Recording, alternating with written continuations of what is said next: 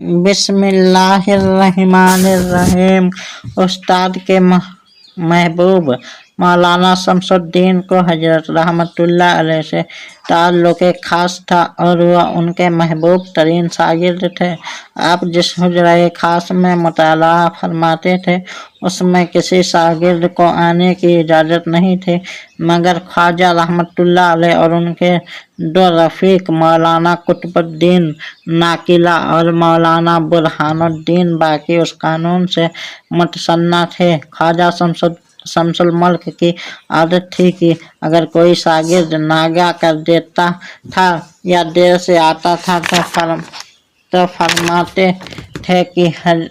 आखिर मुझसे क्या कसूर हुआ था कि आप नहीं आए। हजरत ख्वाजा रहमतुल्लाह अलैह खुद यह किस्सा बयान करते हुए तबस्सुम फरमाया और कहा कि अगर किसी से मिजाज फरमाते तो कहते कि मुझसे क्या कसूर हुआ कि आप नहीं आए ताकि मैं फिर वही कसूर करूं, लेकिन मुझसे नागा हो जाता या देर में जाता तो मेरे जी में आता कि आज मुझसे भी यही फरमाएंगे, लेकिन आप मुझे देखकर ये शेर पढ़ें, आखिर कम आज आकी गाह गाह है,